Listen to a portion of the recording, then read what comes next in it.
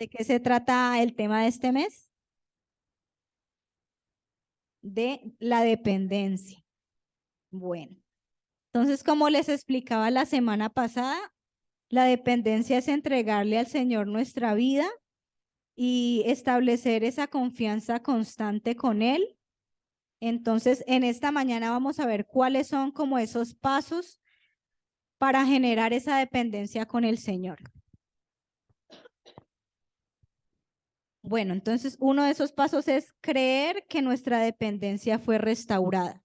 Y eso lo podemos ver en el libro de los Hebreos, capítulo 1, versículo 3, que dice lo siguiente: el cual, siendo el resplandor de su gloria y la imagen de su misma sustancia, y quien sustenta todas las cosas con la palabra de su poder, habiendo efectuado la purificación de nuestros pecados por medio de sí mismo, se sentó a la diestra de la majestad en las alturas. Entonces es creer que por medio de Él nosotros vamos a hacer su obra y vamos a generar esa conexión de dependencia con Él. Lo otro es haciéndolo de corazón y con una actitud de humildad. Y esto lo podemos ver en el libro de los Proverbios, en el versículo 3, en el capítulo 3, versículos 5 y 6, que dice: fíate de Jehová de todo tu corazón y no te apoyes en tu propia prudencia. Reconócelo en todos tus caminos y Él enderezará tus veredas. Otro punto es rendirnos completamente a Él, entregándole nuestras cargas y nuestras dificultades. Y eso lo podemos ver en Primera de Pedro 5:7, que dice: echando toda vuestra ansiedad sobre Él, porque Él tiene cuidado de nosotros. Otro punto es obedecerle con amor en todo tiempo.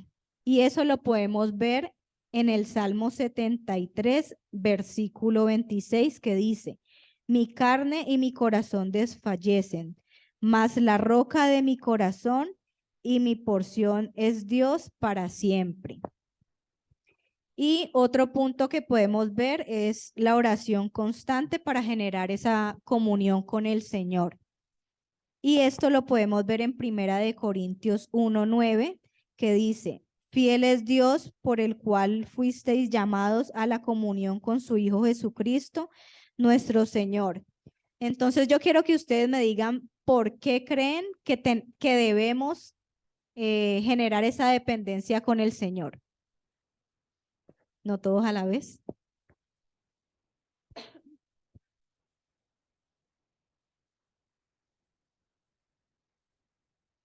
Porque Él es el que sabe cómo guiar nuestra vida.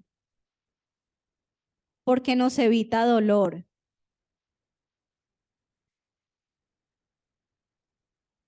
Porque somos de Él, pertenecemos a Él y Él cuida de nosotros. Muy bien, porque no somos nada sin Él. Sencillamente porque sin Él nosotros estaríamos muertos. Sin Él no somos nada. Él nos ha dado la vida eterna, nos ha dado su salvación, nos ha dado su perdón, nos ha dado su amor. Entonces son muchas las razones por las cuales nosotros debemos vivir agradecidos, confiando y dependiendo en todas las áreas de nuestra vida del Señor. No solamente para consultarle nuestras cosas, no solamente para pedirle dirección y ayuda, sino también cuando tengamos alguna dificultad económica, creer y confiar que Él es nuestro Padre, nuestro protector, nuestro ayudador. Entonces, que usted en esta mañana pueda tener esa certeza en su corazón y que durante este mes usted le pida al Espíritu: ayúdame, muéstrame, revélame en qué parte, en qué área de mi vida no estoy siendo dependiente, en qué área de mi vida yo me estoy resistiendo a depender de ti, Señor. Se los dejo como tarea para que lo estudien en esta semana. Bueno, vamos a orar por los diezmos y las ofrendas.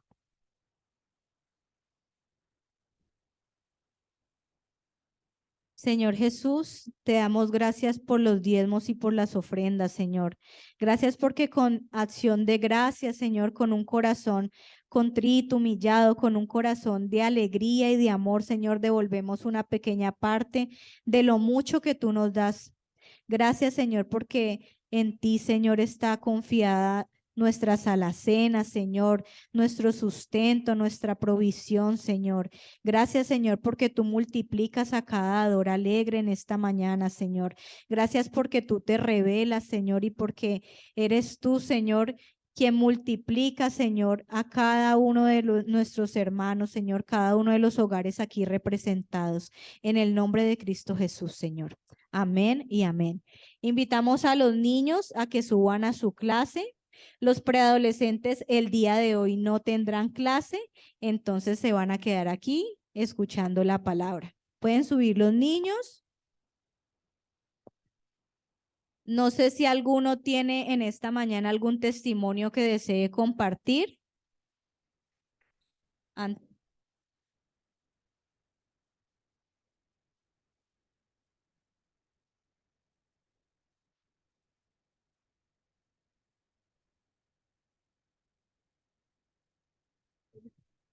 Buen día, amados. Bueno, el testimonio mío es el siguiente. Resulta que ustedes saben que en tiempos pasados yo les conté de mis afecciones al riñón, de todas mis operaciones.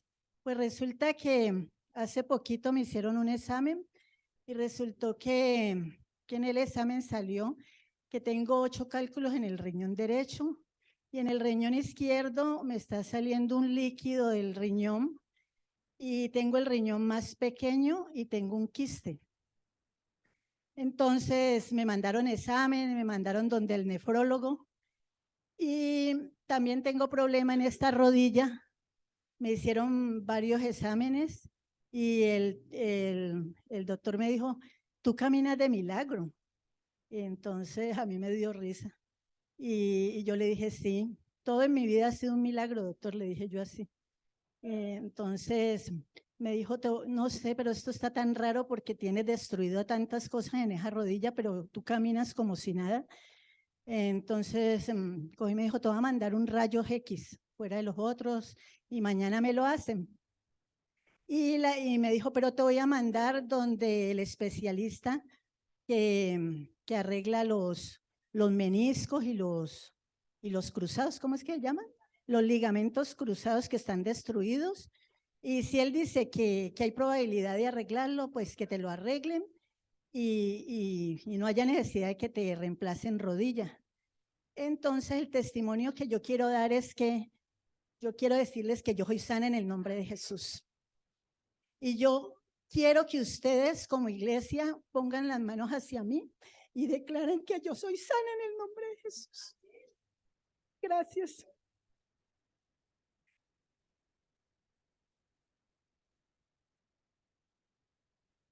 Gracias, Señor. Gracias porque la confianza de Anita está puesta en ti, Señor. Gracias porque su corazón confía en ti, Señor, y declaramos sanidad sobre su vida. Amén. Invitamos en esta mañana al predicador, el pastor Víctor. Y usted va a extender sus manitos acá. Y vamos a orar por la palabra de esta mañana que el Señor trae a través de su vida. Gracias, Señor, te damos por la vida del pastor Víctor, Señor. Gracias por la palabra de bendición, Señor, que traes en esta mañana para nuestra vida, Señor. Gracias por hablar a través de su boca, Señor, el mensaje, Señor, de esta mañana, Señor. Gracias porque es palabra viva y eficaz para nuestros corazones. En el nombre de Jesús. Amén.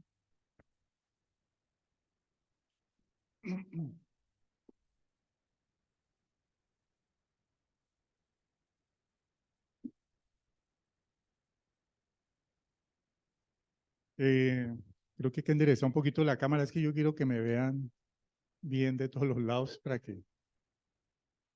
¿Está bien? Buenos días, iglesia. Señor los guardos, bendiga a todos. Creo que vienen descansaditos. Eso significa que hoy tenemos buen tiempo, buen reposo, ¿sí o no? Para aguantar, ¿no? Les quiero decir que yo estaba orando por esta palabra para que Dios tenga misericordia a todos ustedes, porque aguantemos, porque yo sé lo que es estar sentado en esa silla tiempos largos. Es duro, es duro. También uno cuando es oyente también tiene que entender, ¿no? Cuando se para acá a predicar. Y uno quisiera acá decir muchas cosas que le considera que son importantes, pero al final termina agotando y yo espero que el Espíritu hoy comprima, pero también les dé a ustedes reposo y disposición para escuchar esta palabra. Amén. Yo sí quiero orar por ustedes y voy a orar por mí, claro, para que hoy tengamos toda la posibilidad de que los que se vaya a predicar aquí sea entendido en la medida en que el Espíritu quiera que entendamos y que el que les va a predicar también entienda lo que tiene que decirles. Padre, ponemos en tus manos este momento, Señor. Declaramos que tu Espíritu Santo está aquí en medio de nosotros, que tú estás citándonos en este momento y en este tiempo para algo muy importante que tú quieres que entendamos. Te damos gracias, Señor, porque en todo lo recibimos de ti, porque todo lo que tú nos das es bueno, es agradable y es perfecto para nuestras vidas. Te doy gracias, Señor, por esta palabra, por este mensaje.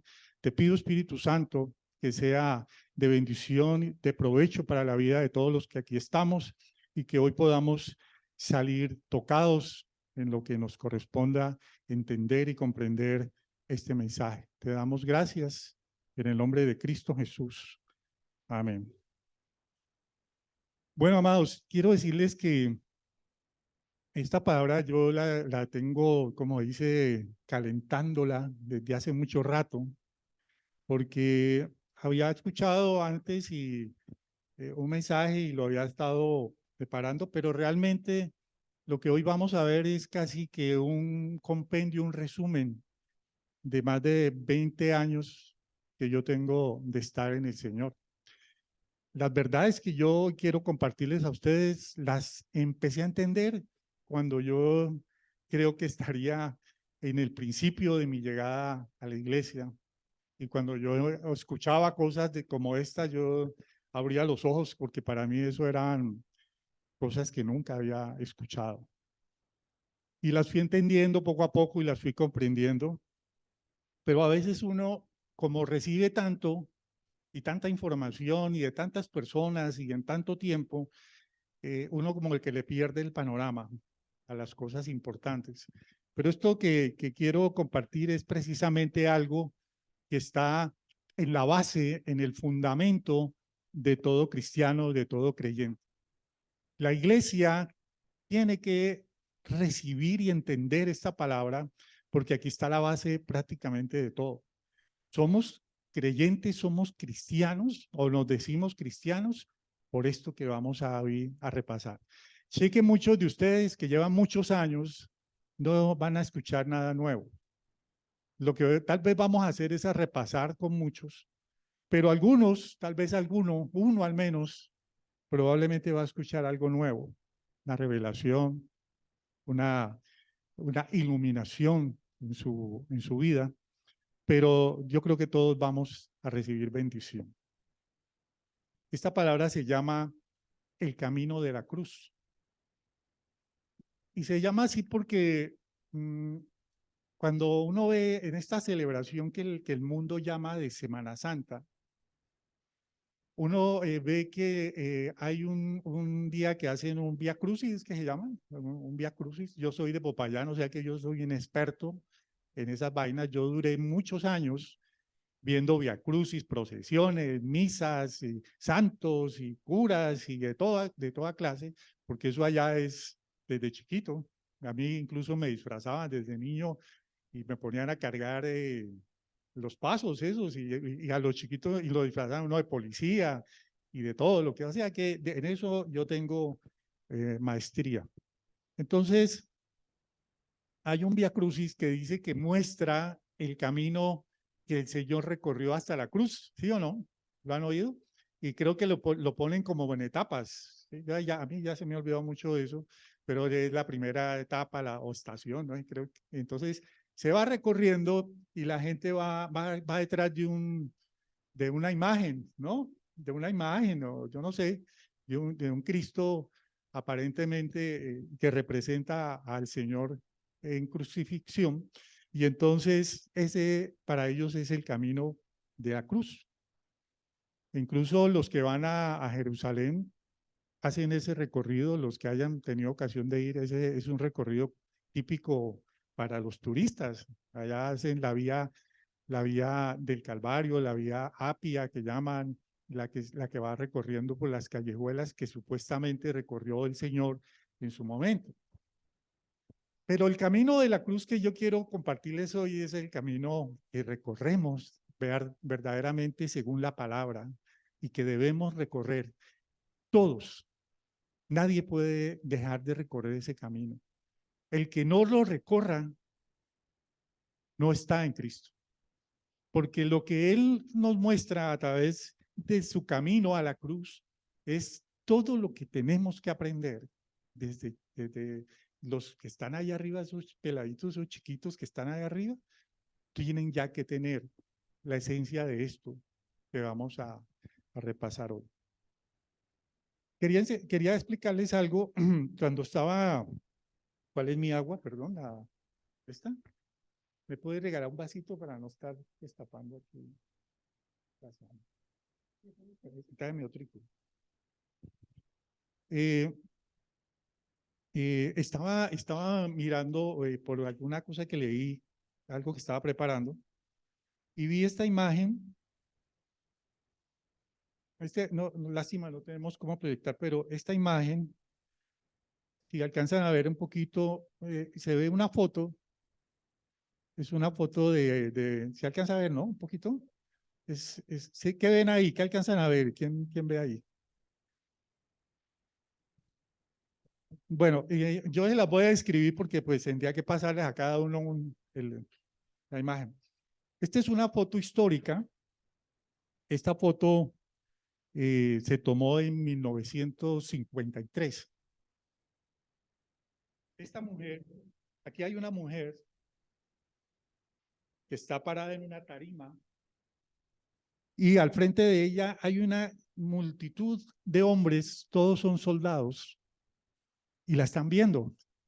Y está haciendo un show allí, levanta los brazos y todo, y ellos están ahí, son tropas norteamericanas, porque esta foto se tomó cuando estaban en la guerra de Corea. ¿Sí?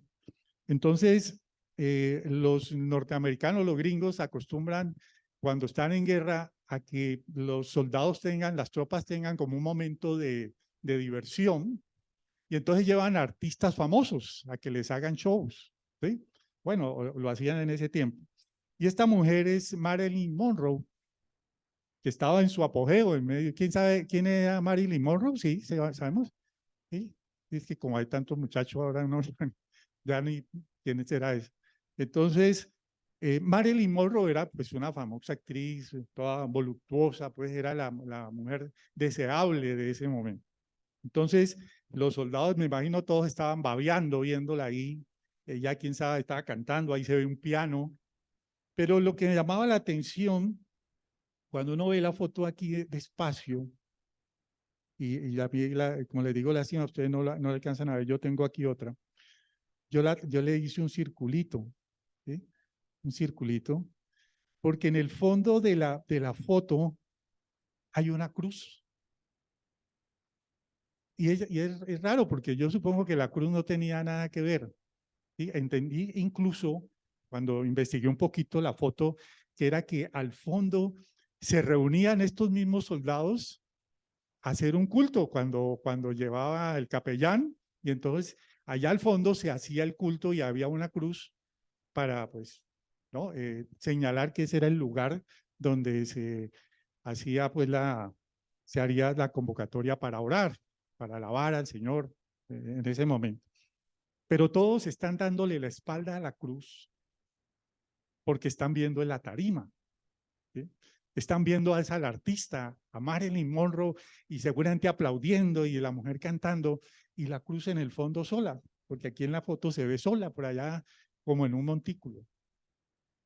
Y a mí esta fotografía me llamó mucho la atención, porque esta fotografía parece señalar lo que es la cruz hoy. para muchos. La cruz parece ser como algo que se puede, digamos, no digamos desechar, pero que no tiene la importancia que tienen otras cosas. Es más fácil entretenerse con las cosas que el mundo propone o incluso con iglesias que proponen más tarima que cruz.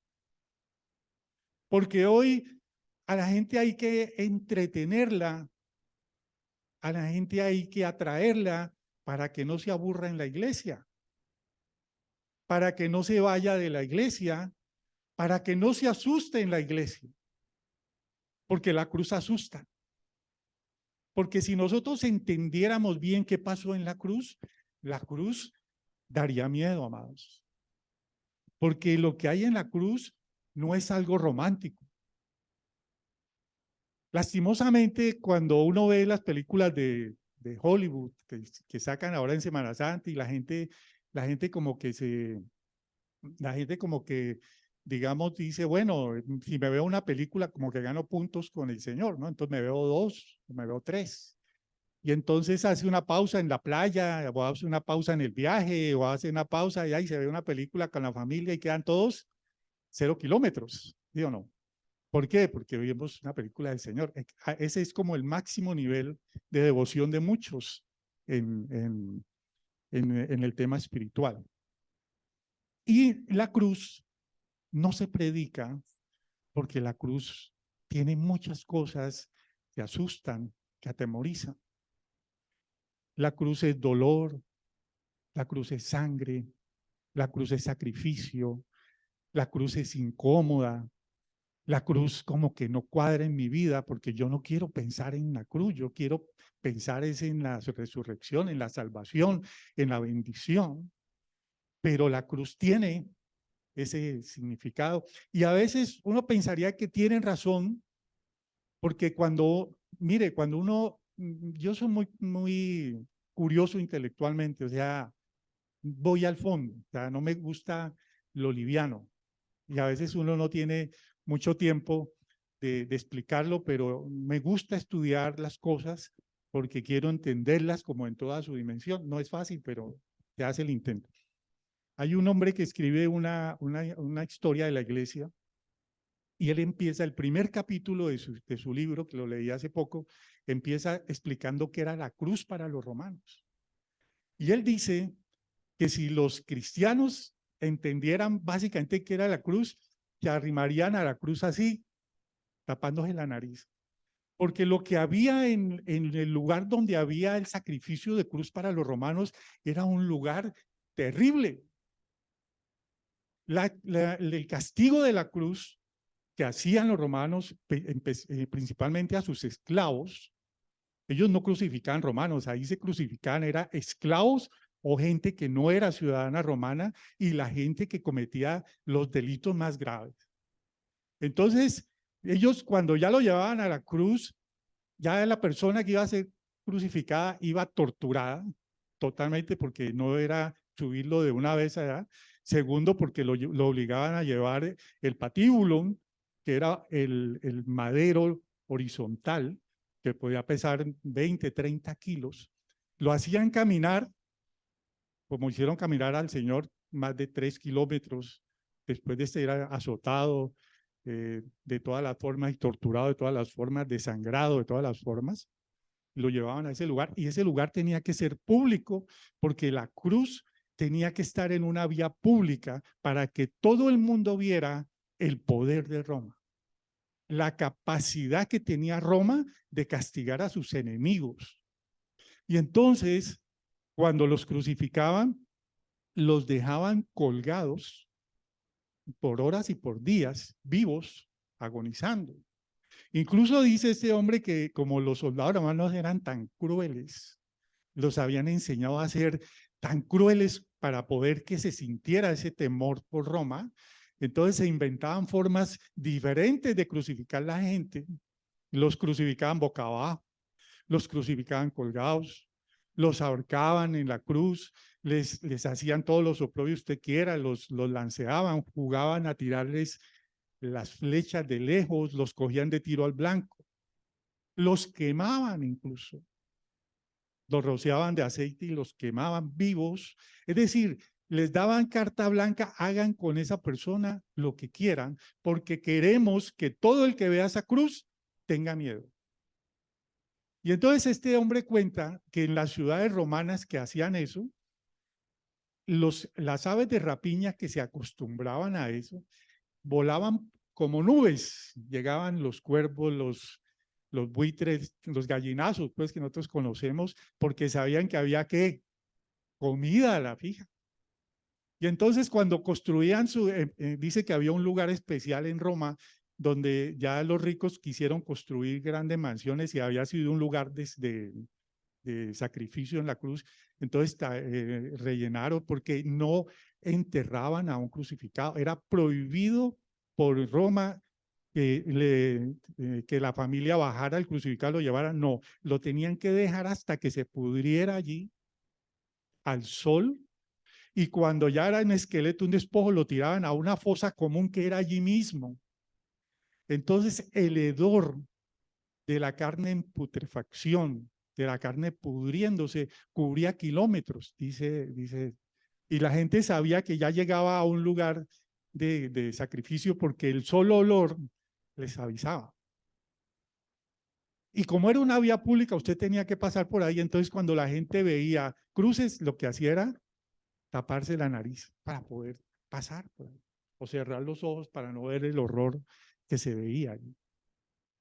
Y dice que cuando quisieron construir, taparon eso, pero como había tanto muerto, tanto cadáver que se había hecho ahí, no pudieron tapar el hedor. Entonces tenían que sembrar pinos y esos árboles aromáticos para que intervieran. Y lo peor de todo era que los gallinazos seguían llegando. Y entonces se les paraban en las terrazas de las casas a la espera porque ya ahí tiene que haber algo para comer nosotros. Lo que hacían en Jerusalén era exactamente lo mismo o peor, porque ellos a los judíos los miraban como nada. Entonces, torturar a un judío que no tenía problema. Colgarlo de una cruz no tenía problema. Dejarlo pudrirse ahí, porque incluso cuando los abandonaban y los crucificados quedaban allí, venían las aves a comérselos vivos, a sacarle los ojos, y ese hombre crucificado, ¿y qué podía hacer? A sacarle las entrañas, porque les abrían. Entonces habían vísceras. Es un horror. O sea, este hombre describe más de 2 capítulos describiendo eso, y cuando yo leía eso, y uno decía, y uno cree que la cruz lo ponen aquí en el pecho, lo ponen lindo, bonito en las procesiones, en las iglesias, y uno tiene la idea que eso fue como 2 azotes y lo colgaron y listo. ¿Sí? Eso fue todo. Entonces se pierde el sentido.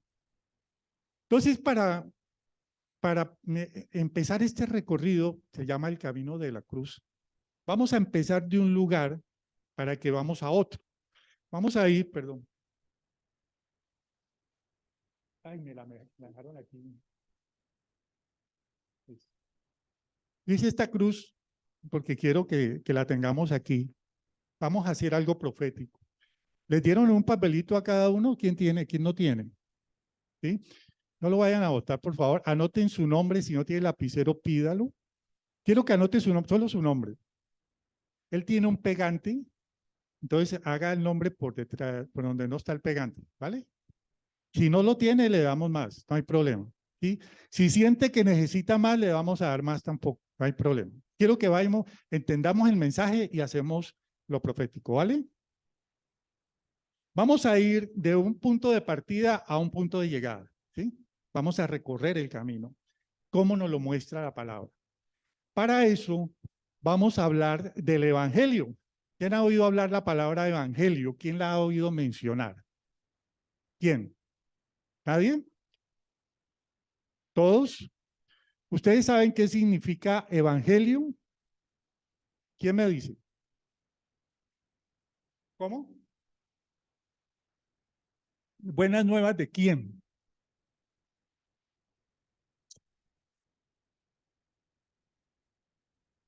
No. ¿Buenas nuevas de quién? O sea, cuando uno le dicen buenas nuevas, aquí no se cae.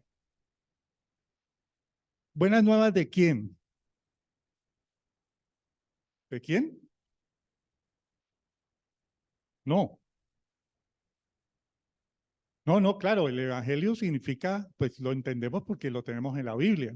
Pero la palabra evangelion se llamaba evangelion, es una palabra griega adoptada por Roma que tenía un significado diferente. Y quiero que me lo entiendan bien. Cuando había una guerra entre dos naciones, digamos que habían dos pueblos enfrentados en una guerra, entonces en esa guerra llegaban en un momento en que hacían un armisticio o hacían un pacto de paz o un acuerdo de paz, entonces se decía que firmaban un evangelium. ¿Era qué? Un acuerdo de paz, ¿correcto? Entonces, los dos ejércitos o los dos países que estaban en guerra se reunían y dice, listo, acordamos que vamos a tener paz de aquí en adelante, entonces vamos a firmar un evangelium, ¿correcto? Evangelium. Y entonces, ese evangelium se ponía en un documento y se enviaba mensajeros a los dos países, a la gente de los dos países que sabían que estaban en guerra y les decían, tenemos un evangelium, o sea, tenemos una buena noticia. ¿Por qué? Porque hemos firmado la paz. No hay más guerra. ¿Sí me entienden? Ese era el evangelio. Y esa palabra seguramente la escuchó Pablo, porque Pablo viajaba por todas esas provincias romanas y eso era muy conocido entre los romanos. Había un evangelium y entonces la gente salía a los parques, salía a las calles, salía a todos los lugares. Dice, vengan porque les voy a leer un evangelium, les voy a leer una buena noticia, una buena nueva. Y entonces la gente escuchaba la buena nueva que era ¿qué? Que había paz entre las dos naciones. ¿Sí me entienden? Ese era el evangelio. Por eso lo adoptaron los evangelistas, por eso lo adoptó Pablo y habla del evangelio, porque dice, les traigo unas buenas nuevas. ¿Les traigo qué? Un evangelio. Pero para decir que les traigo un evangelio, una buena nueva, lo que estaría diciendo la palabra es, les traigo una noticia de paz. ¿De paz? ¿Pero cómo de paz? ¿Y a qué horas estábamos en guerra? ¿Sí me entienden? ¿Por qué? ¿Por qué el mundo rechaza el evangelio? ¿Por qué el mundo no te acepta el evangelio? ¿Por qué cuando le hablas a alguien y le predicas del evangelio, la gente te mira raro, o la gente te rechaza, o la gente se aburre, o la gente no quiere saber del evangelio? ¿Por qué si le llevas una buena nueva, una buena noticia que todo el mundo se alegraría, la gente te dice, no tiene nada que ver conmigo? Sobre todo, quiero decirles, entre las nuevas generaciones. No tienen ni idea de qué les está hablando, porque ellos no tienen ni idea de que hubiese una guerra y que necesitan una buena noticia. Porque para uno apreciar y esperar un evangelio, uno tiene que saber que está en una mala situación. ¿Sí o no? Para mí una buena noticia es, yo sé que estoy en guerra, entonces se ha declarado la paz y la paz se proclama y la gente se pone feliz. Pero si nadie sabe que hay guerra y le dicen, le traigo un evangelio, ¿qué hace la gente? ¿Qué es? ¿Eso para qué sirve? Eso no es conmigo. ¿Tenemos acuerdo? Ese es el problema. ¿Por qué? Porque para poder recibir lo que dice el evangelio, lo que dice la palabra, yo tengo que estar consciente de que necesito esa palabra. ¿Me entienden? Yo tengo que tener conciencia de que es una buena nueva para mí. Cuando yo estudiaba esto, decía, cuando a mí me predicaban este evangelio, cuando mi esposa, que se convirtió unos años antes que lo hice yo, iba y me hablaba de esto, eso era, para mí eso era cháchara. Ya está ahí, yo menospreciaba eso, de no es conmigo. ¿Por qué? Pues porque yo no sentía ninguna conciencia de que estuviera en una situación donde yo necesitara eso. Yo necesito es plata, yo no necesito evangelio, yo necesito es pagar deuda, yo lo que necesito es buen trabajo, yo necesito es casa, yo necesito es plata en el banco, yo necesito es pasarla lo mejor posible en esta vida, yo no necesito un evangelio. Porque aquí, pues uno entiende que aquí pasa dificultades, pero cuando le hablan de guerra y de buenas nuevas, uno no entiende, porque no tengo conciencia de que haya una guerra que yo tenga que luchar. Entonces, las buenas noticias, como les digo, son apreciadas es cuando yo estoy necesitándolas, cuando estoy en medio de una guerra. Entonces, ¿estamos en medio de una guerra? Les pregunto. Sí, ¿no es cierto? Vamos a leer la palabra. Hoy vamos a leer bastante palabra, así que les pido el favor que tenga su Biblia a la mano. Yo les voy a leer aquí, pero quiero que lo corroboren allá. Vamos a leer Santiago 4:1-4. Dice, ¿de dónde vienen las guerras y los pleitos entre vosotros? ¿No es de vuestras pasiones las cuales combaten en vuestros miembros? ¿Codiciáis y no tenéis? ¿Matáis y ardéis de envidia y no podéis alcanzar? ¿Combatís y lucháis, pero no tenéis lo que deseáis porque no pedís? ¿Pedís y no recibís porque pedís mal para gastar en vuestros deleites? Oh, almas adúlteras, dice la palabra, ¿no sabéis que la amistad del mundo es enemistad contra Dios? Cualquiera que quiera ser amigo del mundo se constituye ¿en qué? En enemigo de Dios. ¿Quiénes son los que pelean en una guerra? ¿Quiénes son los que pelean en una guerra? Les pregunto. ¿Los enemigos o no? ¿Sí o no? Uno pelea en una guerra es contra un enemigo. Entonces lo que nos dice la palabra aquí es que aquellos que tienen esta actitud, aquellos que están en esta situación son enemigos de Dios. Es decir, hay una guerra contra Dios. Hay una guerra contra Dios. Ah, sí, pastor, allá afuera hay una guerra. El mundo está en guerra contra Dios. ¿En serio? ¿Y acá en la iglesia no? No, acá tenemos paz con Dios. ¿En serio? Vamos a verlo. Porque lo que le quiero mostrar aquí es que no somos conscientes de que necesitamos realmente un evangelio. Porque no tenemos conciencia de hasta qué lado, hasta qué grado nos hemos vuelto enemigos de Dios. Y lo somos muchas veces, a pesar de que obviamente nos decimos hijos, o nos decimos siervos, o nos decimos amigos de Dios, pero la palabra nos dice y nos confronta tremendamente. Esto para mí es la confrontación y los voy a llevar a eso pues así no me vuelvan a decir que predique, pero toca hacerlo, toca hacerlo. Para poder entender por qué somos enemigos de Dios, tenemos que entender qué es el pecado, ¿sí o no? Ustedes son magíster en eso, han oído muchas veces que es pecado, ¿sí o no? ¿Qué es pecado? Y yo les pregunto así de entrada, cortico, ¿qué es un pecado? ¿Qué es pecado? ¿Quién me dice? Gracias. Acá, ¿quién me dice? Hacerlo contra la palabra. Se lo voy a resumir para que no demos vuelta con eso porque necesito avanzar. Pecado es desobedecer o violar una regla o un mandamiento que Dios ha dado. No le dé más vuelta, eso es pecado. Pecado es toda infracción o violación de una regla o mandamiento que Dios estableció ahí en su palabra, ahí en la Biblia que usted tiene. Eso es pecado. Entonces, vamos a leer un momentico Primera de Juan 3:4. Dice, Primera de Juan 3:4 dice, todo aquel que comete pecado infringe también la ley, pues el pecado es infracción ¿de qué? Está explicado, ¿no? ¿Para qué le damos vueltas? ¿Qué es pecado? Infracción de la ley. No le dé más vueltas. Usted le pregunta qué es pecado. no necesita un tratamiento, un tratado teológico. Es infracción de una norma, de un mandamiento que Dios dio. ¿Sí o no? ¿Cuál es el problema? Que a nosotros no nos gustan los mandamientos, amados. Que no nos gustan las reglas. Que no nos gustan las cosas que nos imponen.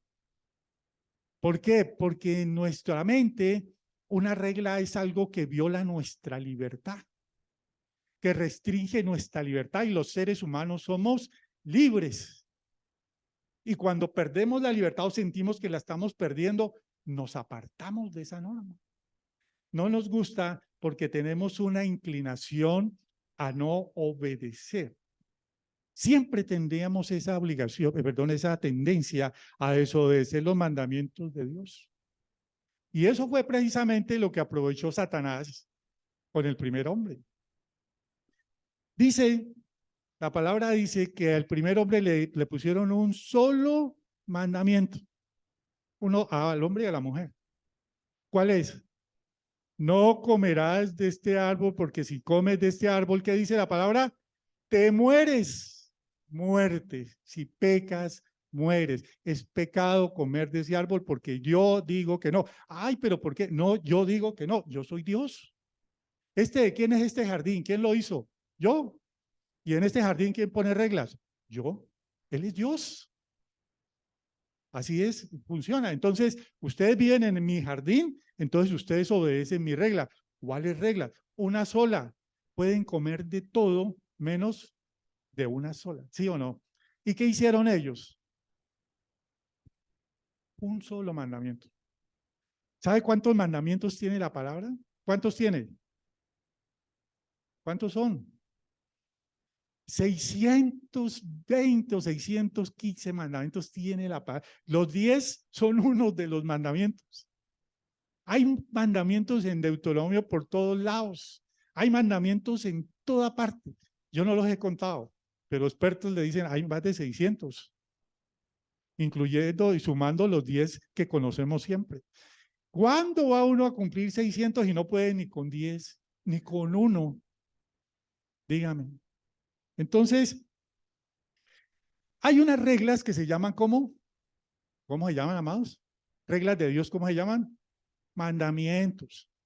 Me siento como en la escuela. Y ustedes saben estas cosas. Las reglas de Dios se llaman mandamientos. Son mandatos de Dios. ¿Para qué se ponen los mandatos? ¿Para qué se ponen las reglas? ¿Quién tiene hijos aquí? ¿Quién tiene hijos? Casi todos, ¿no? Todos.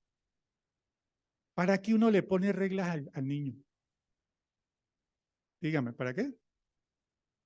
Para formarlo, para corregirlo, para cuidarlo, dijo alguien por allá. Claro. Supongamos que al chino le encantan los bombones. ¿Sí o no? ¿A qué niño no le gustan los dulces? Entonces el niño, usted le da el bombón el día que lo quiere y él prueba el bombón y quedó encantado, quedó matado. Quiere bombón al desayuno, quiere bombón al almuerzo y quiere bombón a la comida. ¿Sí o no? ¿Sí o no? Entonces usted le dice a él, sí, claro, papi, tenga bombón aquí, tenga bombón allá y tenga bombón acá. O usted le pone una regla. ¿Le pone una regla o no? No, señor, un bomboncito una vez a la semana, no más. Aquí no va. Entonces, ¿por qué le pone reglas si el chino es feliz comiendo bombón? Y le hace daño. Porque yo como papá sé que le hace daño a mi hijo. Él no lo sabe, él solamente sabe disfrutar de su bombón. Pero yo que sé que le puede afectar en su salud comer dulce todo el tiempo, le pongo una regla. ¿Sí o no? Le digo, no señor, no señor, no helado entonces, menos. Entonces, no me va. Coca-Cola, no señor, tiene reglas. Me llega a las 11 de la noche máximo, no se me queda en la calle. Pero ¿por qué si a las 11 está empezando todo? Yo quiero llegar a las 2, a las 11. ¿Por qué le pongo esa regla? Porque yo quiero torturar a este hijo mío hasta ahí. Porque se merece ser infeliz en la vida. ¿Por qué? No. Porque en la calle Hay muchos peligros para un niño o un muchacho joven, hasta para un adulto, ¿sí o no? Entonces, uno le pone una regla porque uno tiene la intención de crear un ambiente de protección para esa persona. Ese es el sentido de la regla. Entonces, podríamos decir que si usted ama a su hijo, ¿usted le pone reglas? ¿Sí o no? Entonces, las reglas son una expresión de ¿qué? Amor. De seguridad, pero de amor, porque el que te ama te cuida. El que te ama pone regla. Un hijo que no es amado es un hijo sin reglas. Y usted puede creer que a lo mejor dándole todo lo que quiere o dejándole hacer todo lo que quiera, le demuestra mucho amor. Yo creo que es todo lo contrario. El que ama disciplina, dice la palabra. Y la disciplina es una regla. O una regla es una disciplina. Entonces, por ejemplo, que también fui niño, puede que no lo crean, pero yo fui niño y adolescente, a mí también me pusieron reglas. Y yo me enojaba. Y yo le peleaba sobre todo a mi mamá. Le digo, pero ¿cómo así que yo puedo llegar a la 1? Yo puedo llegar a la 1, yo a la 1, no, llega aquí a las 11. No, pero yo quiero llegar. Entonces dice, bueno, entonces si usted quiere mandar, ¿qué? Solo, entonces váyase de la casa, porque mientras usted viva aquí en la casa, obedece las reglas de ¿quién? ¿Mías? ¿Lo decían así o no? ¿O solo me pasó a mí? Si se quiere seguir viviendo aquí, obedece las reglas de la casa, o si no, vaya, búsquese otra casa, ¿sí o no? Entonces, nosotros vivimos en el universo que creó Dios, y Dios puso unos mandamientos en este universo. No digo ni el mundo, digo el universo. Entonces, el que quiera desobedecer, ¿qué tiene que hacer? Buscarse otro universo. Es fácil, ¿sí o no? Váyase por otro lado donde Dios no lo haya creado, coja su casa y por allá se manda su. Pero el principio, amados, es ese. Las reglas las ha puesto Dios porque Él tiene una intención de amor para ponerlas. Y el problema de desobedecer las reglas de Dios es porque allí ya interviene algo que es muy tremendo, que es la voluntad de la persona de violar la regla. No, ustedes pueden decir, bueno, pero es que yo de pronto puedo transgredir una regla porque yo no la conocía. ¿Válido? Sí, yo no sabía que mi papá se ponía bravo si yo llegaba a la 1, porque nunca me dijo eso. Perfecto. Y nunca me lo dijo más. Y yo seguí dando a la 1, a las 2 y ya nunca más volví. Es posible porque no había una regla. Pero cuando hay la regla y uno la conoce, entonces generalmente uno la viola o la transgrede en medio de la voluntad. Te dicen, no hagas esto y tú lo haces. ¿Y por qué lo haces? Porque en tu voluntad tú decides violar la regla. Sencillo. Semáforo, verde, amarillo, rojo. ¿Sí o no? Rojo, ¿qué le dice a uno? No se pase, hermano, que le va a venir una moto, viene. No, yo alcanzo a pasar y paso y tenga. ¿Qué lo hizo pasar el semáforo? Su propia voluntad. Porque la regla es clara. Ahí está el semáforo en rojo y uno lo dice. Entonces, a veces a uno le dicen, es que el alcohol es malo, la rumba es mala, la música es pecado, el sexo es pecado. Y uno dice, ¿en serio? Porque si usted se pone a ver, yo quiero ilustrarles bien esto. Yo me vine armado. Yo dije, esta prédica es. ¿Esto qué es? La navaja. La navaja filosa, ¿sí o no? Sí, esto corta, yo la tengo guardadita por ahí para casos. ¿Esta navaja es buena o es mala?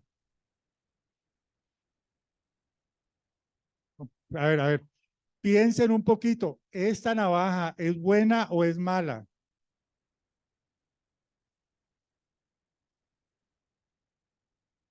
Esta navaja ni es buena ni es mala.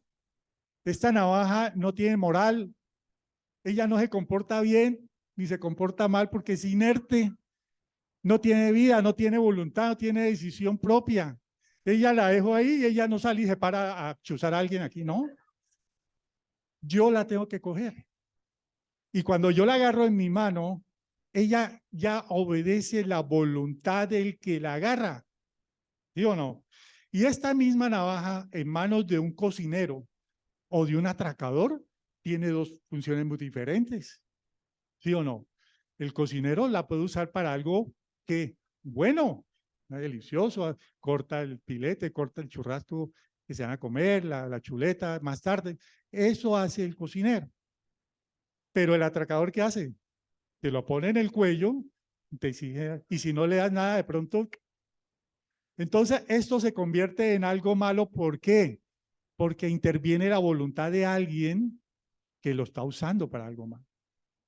Entonces, el pecado, mis amados, no está en las cosas externas, no está en el alcohol, no está en la relación sexual, no está en el cuchillo.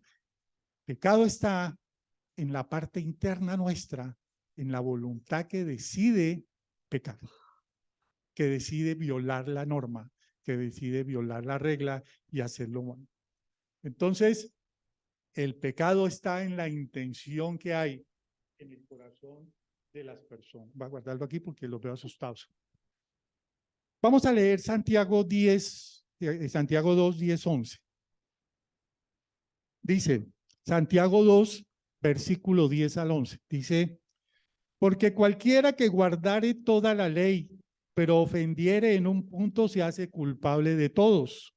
Porque el que dijo, no cometerás adulterio, también ha dicho, no matarás. Ahora bien, si no cometes adulterio, pero matas, ya te has hecho transgresor de la ley. Yo les quiero explicar qué dice aquí. La Biblia tiene, les voy a hacer una rebajita, 10 mandamientos, los 10 que todos conocemos. ¿Sí o no? Que a veces se le olvidan a uno, ¿no? Amar a Dios sobre todas las cosas, bueno, y todas las demás. Lo que dice Santiago es que si tú violas un solo mandamiento, los violas todos. Uno solo. Si violas, es que yo no he matado a nadie, pero has adulterado, pero has fornicado, pero has mentido, pero has codiciado, y si codiciaste es como si mataras. ¿Sí me entienden? No hay pecado de primera, segunda o tercera categoría. Todos son iguales de graves delante de Dios. Y todos tienen el mismo peso. Entonces, nosotros tenemos una mentalidad a veces católica, porque nos enseñaron que habían pecados veniales y pecados capitales, ¿sí o no? ¿Se acuerdan de la clase de religión? Capitales eran los graves, ¿sí? Todos esos, matar, adulterar, todo eso, y los veniales eran comer carne en Semana Santa, por ejemplo, ¿sí? Cosas así de esa clase, y eso tenía una lógica porque la gente llegó un momento que no tenía manera de tener paz con Dios. Entonces, decían, le pusieron tantas reglas a las personas que cada cosa que hacía era una infracción. Y eso es una manera de controlar a las personas. Si usted quiere controlar a alguien, póngale normas que sean fáciles de transgredir, lo castiga, y lo castiga, y lo castiga hasta que le anula la voluntad. Un esposo abusivo le pone reglas a su esposa todo el tiempo. No me plancha, no me cocina bien, todo así, todo, por todo la castiga, la grita, le pega, le dice algo y le anula, porque le inventa normas y se la pasa inventando y impulsándola a infringirlas para controlarla a través del temor y del miedo. Pero aquí nos encontramos que si violas un solo mandamiento delante de Dios, eres culpable de todos 600 y pico. ¿Cuándo vamos a salir de eso? Porque es muy difícil y lo vamos a ver que es más grave todavía. Para entender lo que vamos a ver a continuación, vamos a tener que reposar aquí rapidito características esenciales de Dios. Primera, Dios es absolutamente santo, ¿sí o no? Dios es absolutamente justo, ¿sí o no? Dios es absolutamente misericordioso, sí. Dios es absolutamente bueno, sí. ¿Y Dios tiene ira? Sí. Hay un Dios de ira. Hay un Dios de ira que está en la palabra y no se ha borrado de la palabra. Está en Apocalipsis, en el último libro de los últimos tiempos, y empezó en Génesis, porque lo que Dios sintió cuando Adán y Eva pecaron fue ira. Solo que la ira de Dios es santa, porque es justa, porque está justificada. No la suya, ¿no? Porque hay gente que dice, no, es que tengo ira santa. Bobada. La única ira santa es la de Dios. Entonces tenemos eso claro. Vamos a ver rapidito la santidad de Dios. ¿Qué implica la santidad de Dios? ¿Qué implica la santidad de Dios? Que Dios es tan absolutamente santo, tan absolutamente puro en su santidad, que frente a Él nadie que no sea igual se puede parar. Nadie puede pararse delante de Dios siendo impuro o siendo injusto o siendo pecador o no siendo santo. Es una forma de entender por qué hablamos de la santidad de Dios. Y quiero usar un ejemplo para hacerlo. Necesito 2 voluntarios esforzados y valientes. Que esta prueba es tremenda. Bueno, aquí tengo una. Esta agua, yo estoy tomando aquí, esta agua está buena, es buena, es pura. Yo abrí la botella ahora. Así que aquí tenemos agua bien, bien, felicitaciones, otro aquí. Eso, sin temor al éxito. Entonces, vamos a echar el agua aquí. Ay, ayúdame aquí, amadita, por favor. Sí, los 2. No, donde quieras ahí. Eso, perfecto. Acá donde los vea el público, por favor. Entonces, esta agua es pura. Ustedes esa agua, ¿ustedes la ven bien? Se ve clara, nítida. ¿Se podrían tomar esa agua? Perfecto. Tómenla. ¿Qué tal está? Delicioso. Fría, fresca, se siente bien. Y vámonos otro poquito que lo veo tomando bastante. Vamos.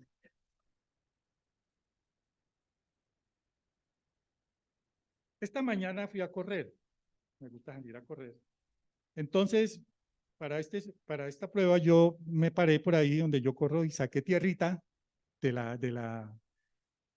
saqué tierrita ahí por donde uno pasa corriendo. Es tierra bien, y no hay mala intención. Entonces yo voy allí, es poquito, no es muy poquito. Esta tierra, pues ahí, pues uno pasa corriendo, pues de pronto el zapato, hay perros también pasan por ahí, hacen popó, pipí, cuando llueve y todo eso llega basura. ¿Se toman el agüita? ¿Por qué? Si está, yo la veo, usted la ve manchada, yo la veo, después allá la tierrita al fondo. Mi amadita tampoco. ¿Por qué? No, no. ¿Por qué no se la toman? Suciedad. Está sucia. Ya no es pura. No. No, ya no es. Ya no es pura. Gracias. Tremendos, ¿no? Muy valientes. Exactamente así funciona la santidad de Dios. La santidad de Dios implica que Él es puro como el agua inicial de este vaso. Y resulta que uno puede decir, venga, pero Señor, yo he obedecido los 99.9% de sus mandamientos. Entonces yo lo he pecado el 0. algo, y entonces yo creo que yo no necesito más, sino que usted me acepte así como yo soy. Y Él dice, no. Porque si así como nosotros no aceptamos un agua con un pellizquito de tierra, así tampoco Él acepta a alguien que venga al 99%. Tiene que ser al 100%. ¿Sí o no? Al 100%. Vamos a verlo. Mateo 5:19 dice, de manera que cualquiera que quebrante uno de estos mandamientos muy pequeños y así enseña a los hombres, muy pequeño será llamado en el reino de los cielos. Como cualquiera que los haga y los enseñe, este será llamado grande en el reino de los cielos. Y dice en el 21, oíste que fue dicho a los antiguos, no matarás, y cualquiera que matare será culpable de juicio. 22, pero yo os digo que cualquiera que se enoje contra su hermano será culpable ¿de qué? De juicio. Y cualquiera que diga necio a su hermano será culpable ante el concilio. Y cualquiera que le diga fatuo quedará expuesto al infierno del fuego. Fatuo. Y después que yo no he matado a nadie, pastor, ¿cómo me voy a ir al infierno? Pero ¿cuántas veces vas en el carro allá y se te atraviesa el de la moto o el de la bicicleta y le dices que se va a morir? O tú lo bendices.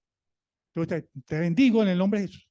No, estoy seguro que no. Lo que reacción de uno es insultar o desear mal a muchos por cualquier cosa. Un hijo que te hace disgustar, una esposa, un esposo, le sale cualquier insulto, aquí te habla de fatuo. Eso es una cosa normal que uno, pero el Señor le dice, serás y te vas para el infierno. Oigan, no estamos hablando de que hizo algo, de que mató a alguien, de que hirió a alguien, de que robó a alguien. Le está diciendo que en su mente le dice así. Y él le dice, te vas para el infierno. ¿Y lo está diciendo quién? El misericordioso, el bueno y el justo, Jesús. Y miren lo que dice abajo. Oísteis que fue dicho, no cometeréis adulterio, pero yo digo, cualquiera que mira a una mujer para codiciarla, ya adulteró con ella en su corazón. Pasa delante de nosotros la mujer, te quedas viéndole el trasero y de alguna manera te quedas prendido en esa parte y tu mente se genera un pensamiento de codicia. Y ahí estoy en el infierno, amados. Estoy en el infierno, esa es la verdad. Y dice, si decimos, perdón, entonces, si tenemos eso claro, ¿qué significa? Que todos pecamos. ¿O no? Yo que no les he leído la lista. Todos pecamos. ¿Y el destino del pecador es qué? Pero es que yo estoy en la iglesia de Jesucristo, Fuego de Avivamiento, la iglesia cristiana. Es una iglesia de muy buena doctrina, los pastores muy santos, muy buenos, que me enseñan y yo voy todos los domingos y lloro, yo levanto brazos cuando adoran y todo eso, y yo canto y yo el que más canto y el que más brinco. Yo no creo, pastor, yo no creo. Yo no me crea a mí, créale a la palabra. Entonces, ¿qué es lo que nos está enseñando esto? Que obviamente muchos están transgrediendo. ¿Cuántos hoy? No, te voy a poner más fácil. ¿Cuántos en el último año tuvieron un pensamiento así? ¿Cuántos? Uy, poquitos, muy bien. ¿Cuántos la semana pasada? Pero no los veo levantando la mano, ¿no? O sea, yo, todos, ¿verdad? Voy a contarle al pastor Otto que esto está lleno de pecadores. Sí, porque todos tenemos esa posibilidad de pecar.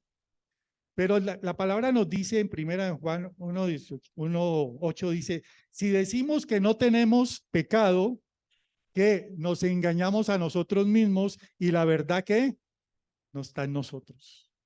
Entonces los felicito porque ustedes admiten ser pecadores, que hay pecados en todos nosotros. Y como admitimos, entonces no nos engañamos ni nos volvemos mentirosos, como dice la palabra. Entonces tenemos lo siguiente. Pecamos, ¿sí o no? Infringimos la ley. Es posible que pequemos con el pensamiento y con la intención, ¿sí o no? ¿Estamos de acuerdo? Y que todos somos pecadores, entonces, ¿todos qué? Tenemos que pagar las consecuencias de ese pecado, ¿sí o no? Tenemos un castigo por ese pecado. Y entonces aquí vamos a ver la justicia de Dios. ¿Estamos entendiendo, amados? Romanos 6:23 dice, porque la paga del pecado es ¿qué? Es muerte, mas la dádiva de Dios es vida eterna en Cristo Jesús, Señor nuestro. Entonces, ¿qué nos merecemos, amados? No, pero es que yo soy cristiano, yo puedo salvarme. No, la muerte, y te lo está diciendo la palabra. Y estamos admitiendo que podemos pecar con la sola intención. Jesús subió la vara muy alta. Hasta el momento en que él predicaba, la gente, los judíos entendían que eran por obras que se pecaba. Pero cuando él bajó, dijo, no, señores, ¿por qué él fue tan enfático en eso? Porque muchos podrían pensar en salvarse a sí mismos. Si yo me manejo tan bien en esta vida, yo no necesito un intermediario para salvarme. Yo no necesito a Dios ni necesito a Jesús, porque yo puedo cumplir todos los mandamientos a rajatabla ahí, al pie de la letra. Por lo tanto, ¿qué necesito ir yo a una iglesia? ¿Qué necesito estar yo buscando la palabra de Dios? ¿Qué necesito del Señor? Nada, porque yo puedo presentarme delante de Dios y decirle, yo merezco porque soy tan puro y tan santo como usted. Y entonces Jesús dijo, no, señores, ustedes los fariseos, pues les hablaba ya en ese tiempo, creen que eso es así. Ustedes se presentan como si fueran los más santos y los más justos y que ustedes tienen merecido el reino de Dios. Pero yo les digo, tienen merecido el infierno. ¿Cómo no le van a crucificar?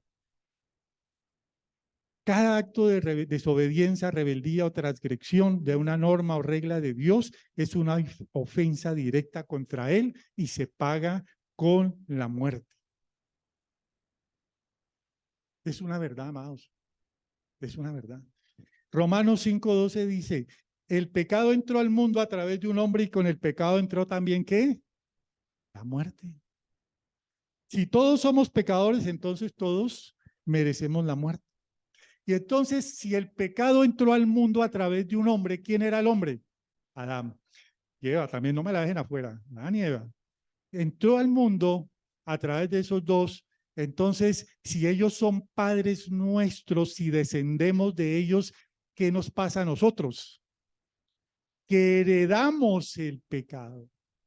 Es decir, más tenaz, puede que yo cumpla todos los mandamientos, puede que yo sea 100% santo y justo, pero aún así tengo la marca del pecado. ¿Por qué? Porque soy descendiente de un pecador, porque soy hijo de un pecador y de una pecadora.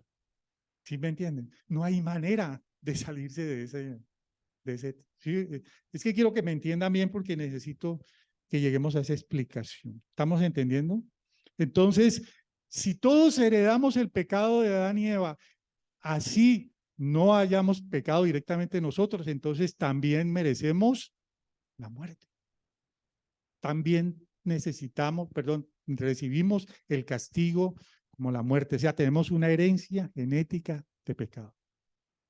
Pastor, yo lo entiendo, pero allá arriba hay unos angelitos, unos niñitos de 1 año, de 2 años. Hay unos bebés por ahí cargados. Esos también. Pero si esos no han hecho nada, los pensamientos de un bebé, pensamientos de un niño de 2 años, son puros, ¿o no?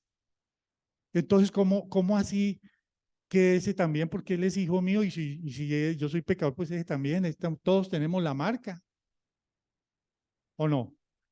Pues quiero decirles que no, que sí o que no. Porque si están pensando que son tan puros y todo, no. Y si están pensando que merecen también el mismo destino, sí. ¿Por qué? Porque son parte también de esa descendencia. O si no, díganme, a un niño, yo tengo 3 hijos, sé también cómo la cosa, dice niño, ¿a quién le enseña a un niño a pelear por el otro por los juguetes? Si un niño de 1 año, 2 años y levanta la mano al otro que le quiere, que le preste y tenga y le mete, ¿y quién le enseñó eso? Les pregunto, ¿quién? ¿Ah? ¿Quién le enseña a mentir a un niño de 3 años, 4 años? ¿Quién? ¿Usted lo sienta ahí? Venga, papito, le voy a enseñar porque hay que mentir bien, bien. Entonces, nadie hace eso y sin embargo es capaz de mentir. Dele un arma cargada a un niño. ¿Por qué no se le da un arma cargada a un niño? Que la usa. Y ha habido casos. Puede matar a otro niño o a otra persona. ¿Por qué? Porque en él está la semilla de la maldad, del pecado. ¿Me entienden? En él está también la semilla. No crean que porque están allá juicios, no, pregúntenle a las profesoras de los que tienen, pregúntenle a las profesoras cómo se manejan. ¿Qué creen que bajan con alitas? No, no, no. Ya también ellos demuestran eso. Lo pelean, discuten, no se prestan las cosas, lloran, hacen berrinche. Todo eso está en una inclinación de maldad que también hay en los niños. Entonces, ellos también tienen ese. Vamos a ver entonces, ya está claro, ¿no? Pecado, muerte, ¿está claro? Bueno, vamos a ver entonces lo que sigue, que es la ira de Dios. Como el pago o el castigo del pecado es la muerte, entonces, ¿en qué consiste la muerte? Dios determinó que el pago del pecado es la muerte, ¿está claro? Muy bien. ¿Cuál es la muerte? Hay dos muertes. La primera muerte, que es la muerte natural. Entonces, no, nos envejecemos. Ponemos viejitos, ya vamos decayendo, se nos va fallando todo, nos vamos llenando de enfermedades y vamos decayendo y morimos. Probablemente por allá de muchos años y ojalá en la casa, en una muerte natural que llaman. También se muere en el alma porque la depresión, la tristeza, la angustia, todas esas cosas que sentimos matan también el alma. El alma humana empieza a decaer y a morir cuando usted empieza a sentir todas esas cosas que sentimos hoy. Los tiempos tratan de hacer que el alma también muera y a veces también y por allí mismo empieza a decaer y a morir el espíritu, porque el espíritu se aleja de Dios y se genera un vacío entre Dios y nuestro espíritu. Esa es, digamos, la primera muerte. Pero la segunda muerte es la más terrible. La segunda muerte dice lo siguiente. Y el mar, estoy leyendo Apocalipsis 20:13. Y el mar entregó los muertos que había en él. Y la muerte y el Hades entregaron los muertos que había en ellos. Y fueron juzgados cada uno según sus obras. Y la muerte y el Hades fueron lanzados al lago de fuego. Y esta es la muerte segunda. Y el que no se halló inscrito en el libro de la vida fue lanzado al lago de fuego. Apocalipsis 20 dice que hay un tribunal, el tribunal blanco que llaman, donde hay un juez. Y ese juez tiene unos libros. Y dice que han sido llamados todos los que hayan muerto antes y son llamados adelante de ese tribunal, todo el mundo. Los que murieron antes, los que murieron después, todo el mundo.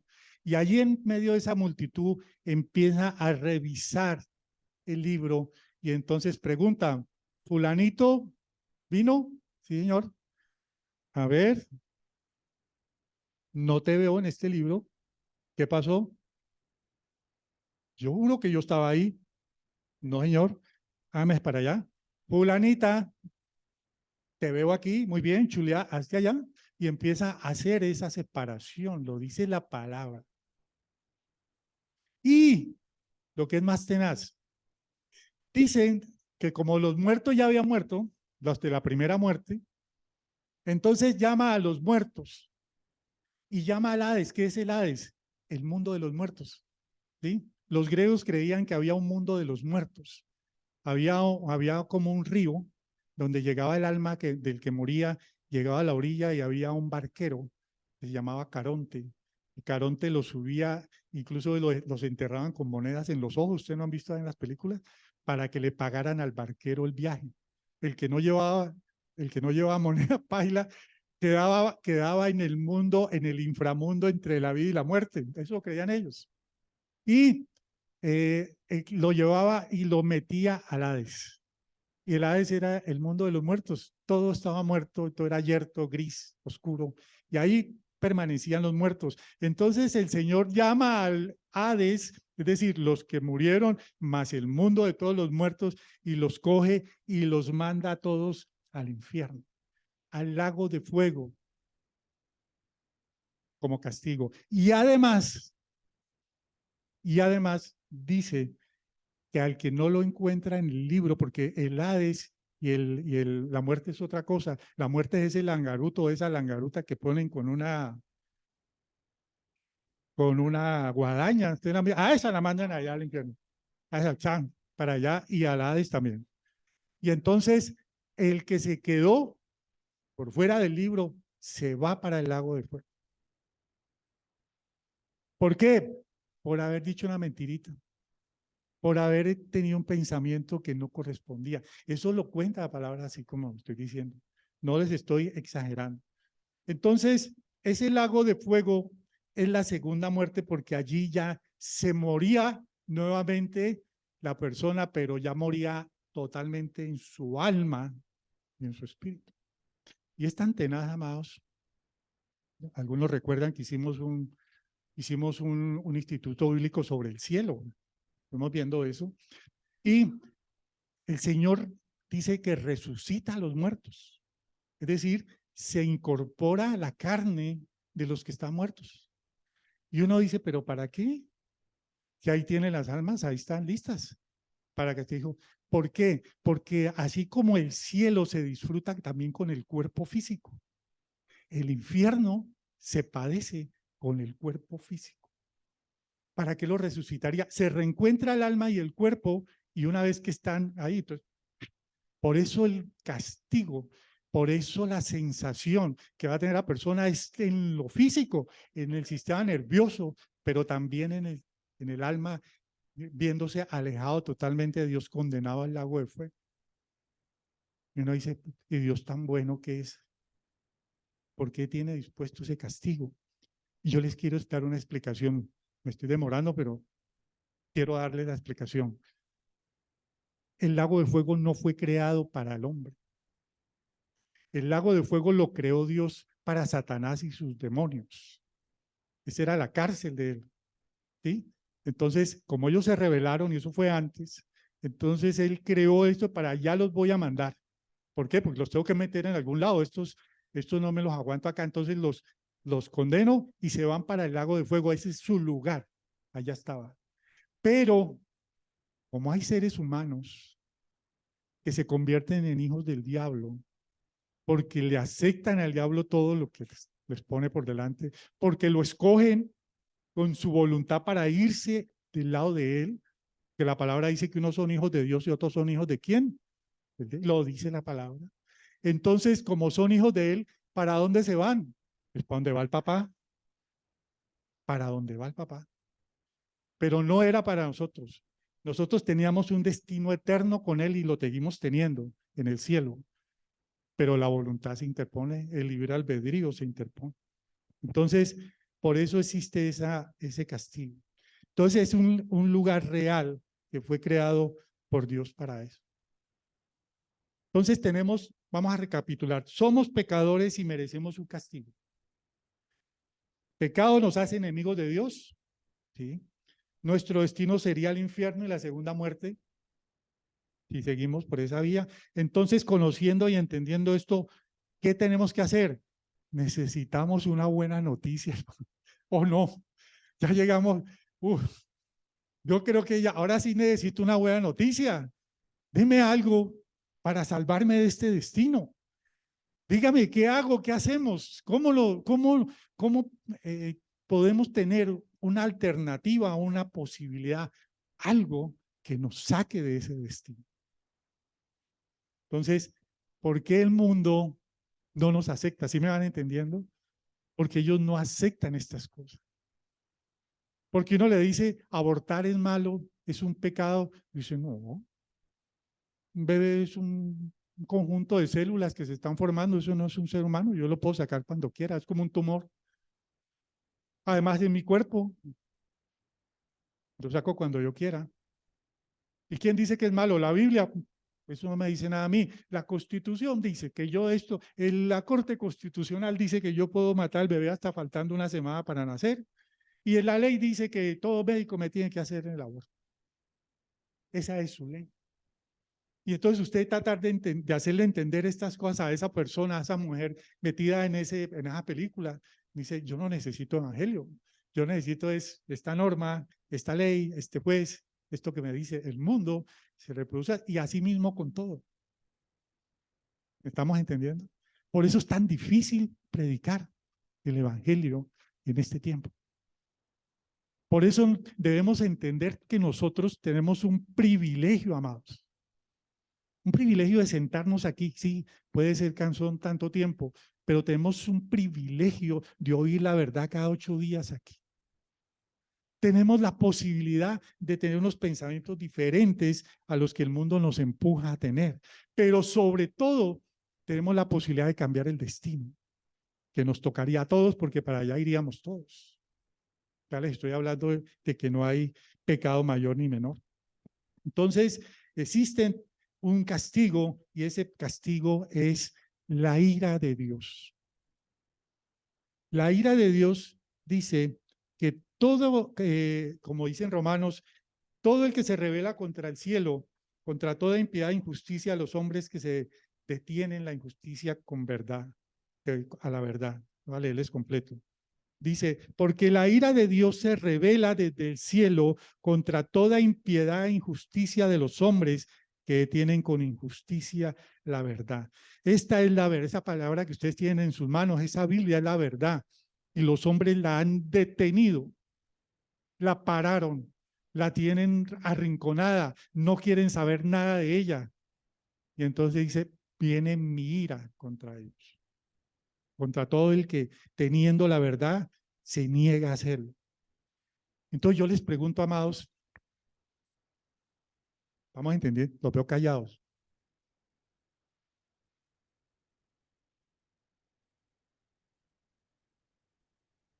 Romanos 1:18, la ira de Dios. Entonces yo les pregunto una cosa, ¿ustedes han oído aquí decir que nuestro enemigo es el diablo? ¿Sí?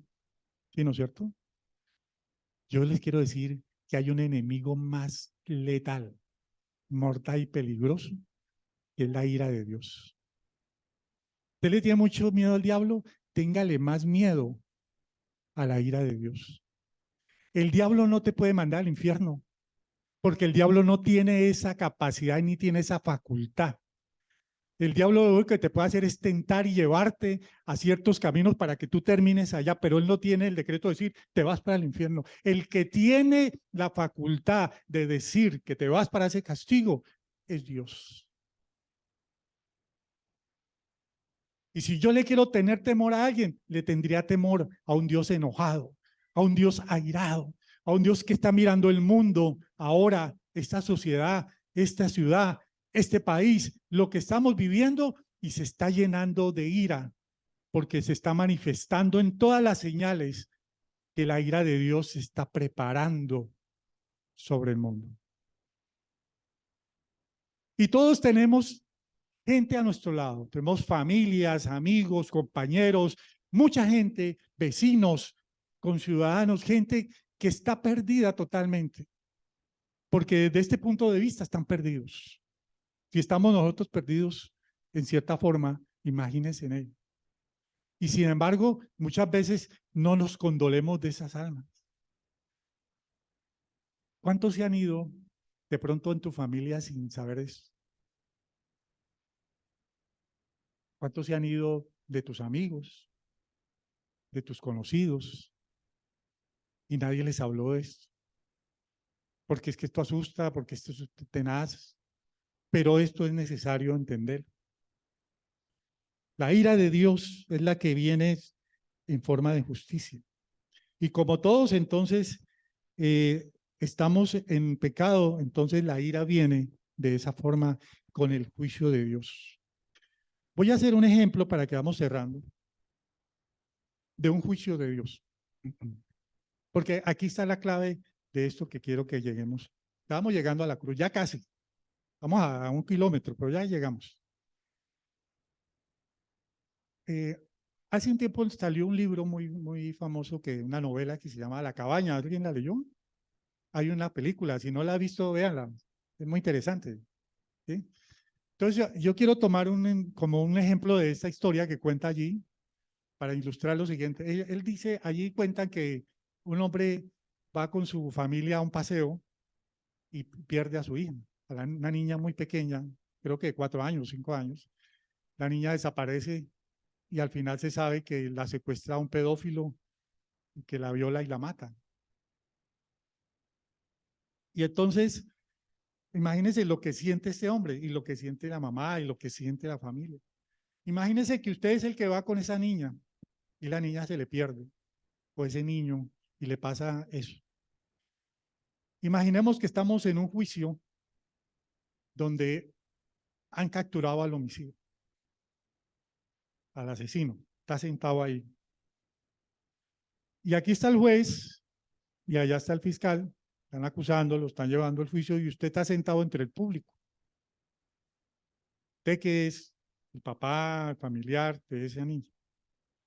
Y entonces entra el juez y mira al acusado, le dice, ¿usted es culpable de eso? Le dice, sí, yo lo hice. Muy bien.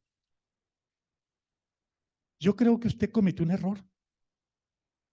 Yo creo que usted realmente no quería matar a esa niña, ¿no le parece? Y el otro dice, sí, sí, fue como algo que se me salió, no sé, un impulso. Dijo, sí, yo creo que fue un impulso, un error. Yo por un error no lo voy a condenar. Yo creo que usted se puede ir en libertad porque pues hay que tener misericordia por los errores ajenos. Hay que tener compasión por la vida de este hombre, que también es un hombre, es una persona, y yo creo que se puede ir. Disculpe la molestia por haberlo citado aquí al juicio. Bien pueda, váyase. ¿Qué pensaría usted sentado ahí? ¿Qué pensaría? ¿Es un juez misericordioso? Claro que sí. Claro, porque le tuvo misericordia de él, de él. Claro que tuvo misericordia del que tenía que ser condenado, ¿sí o no? ¿Pero es un Dios justo? No, porque un Dios justo tiene que evaluar también a la víctima, tiene que evaluar el dolor de esa niña, lo que sufrió, lo que padeció y lo que están sufriendo sus familiares. Y entonces tiene que tener un equilibrio entre la misericordia y la justicia, ¿sí o no? Ese hombre merece un castigo por la justicia, pero por la misericordia podría moderarse el castigo, porque tendría que irse para un infierno o tendría que irse para una cárcel. Pero yo considero que puede haber esto o lo otro, y entonces en mi misericordia, combinada con mi sentido de justicia, yo logro algo equilibrado. ¿Sí? Eso podría ser más decente. Pero si usted ve que el juez suelta al asesino sin hacerle pasar ninguna consecuencia por sus actos, usted considera que ese es un mal juez, es un juez malvado. Un juez bueno es un juez que equilibra la misericordia ¿con qué? Con la justicia. ¿Sí o no? Entonces, nuestra esperanza es que el Dios que tenemos, que es juez, es un juez bueno. Es un juez bueno que combina misericordia y justicia, porque lo que se busca allí es que aunque uno pueda reconocer su pecado, uno pueda tener también misericordia, recibir misericordia del que lo va a juzgar. Ese castigo es muy duro, amados. No, usted dice, es que me voy para el infierno y nos vamos todos. Ese es el camino que marca el pecado. Y entonces dice, no, dice en Romanos 1:28, y como ellos no aprobaron tener en cuenta a Dios, Dios los entregó a una mente reprobada para hacer cosas que no convienen. Quiero que me escuchen bien.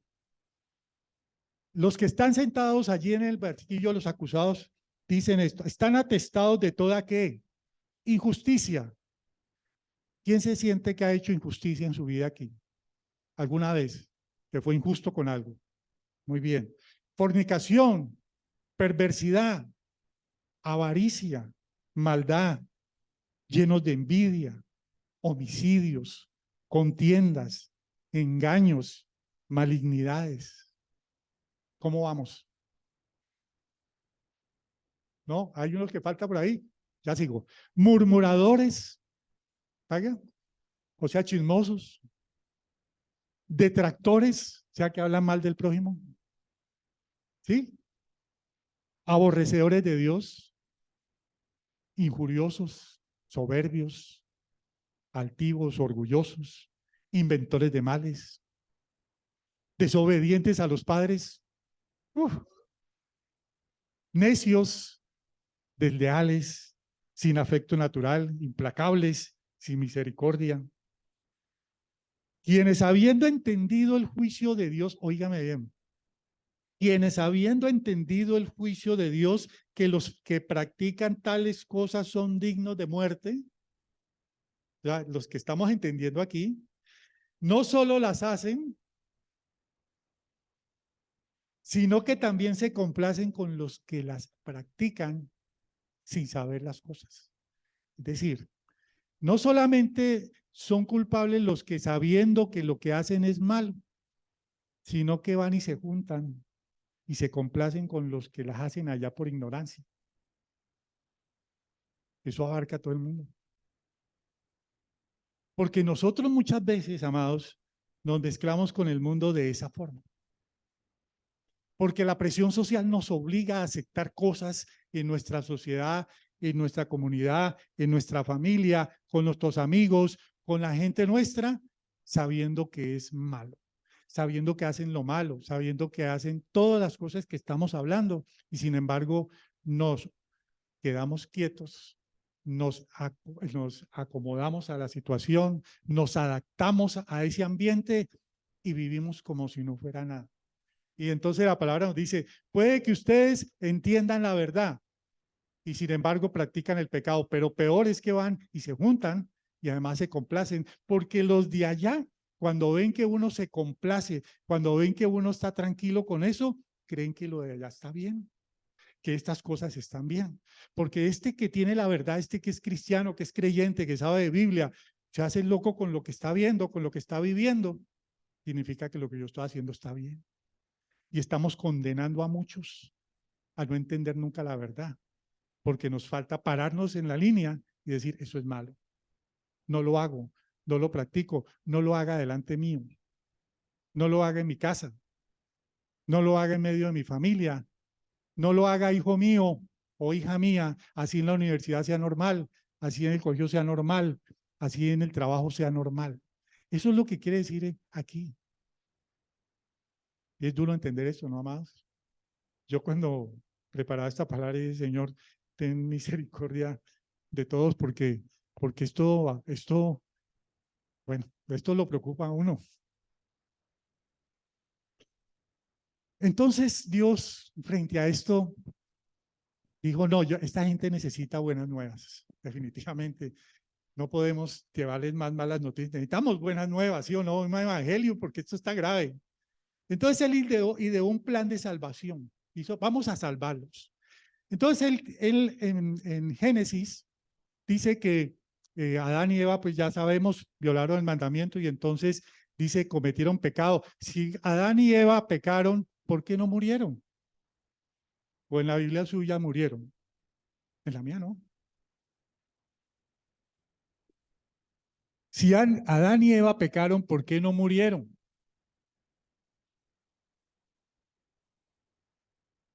¿Por qué? Es una buena pregunta. Mire que aquí dice que el Señor creó una manera de que delante de Él el castigo se tuviese que cumplir, así fuese a través de un tercero, ¿sí? De alguien adicional. Entonces, ya sabemos que pecaron, pero en Génesis 3:21 está la clave. Dice, y Jehová Dios hizo al hombre y a su mujer, ¿qué? Túnicas ¿de qué? De pieles y los vistió y los cubrió, dice otra versión. ¿Qué significa?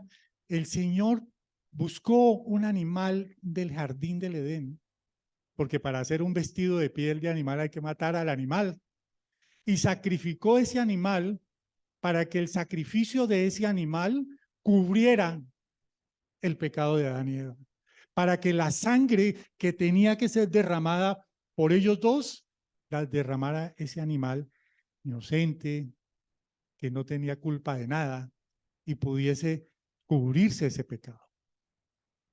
Y les puso esas pieles. Y entonces, al ponerle las pieles, ellos tuvieron el pecado cubierto, ¿sí? Y por eso pudieron salvarse de la muerte de ese momento. Los animales estaban destinados a ser eternos, amados. Los animales también empezaron a morir a raíz del pecado del hombre. Y tuvieron que empezar a morir porque el Señor tuvo que sacrificar a su propia criatura para poder salvar a su mayor creación.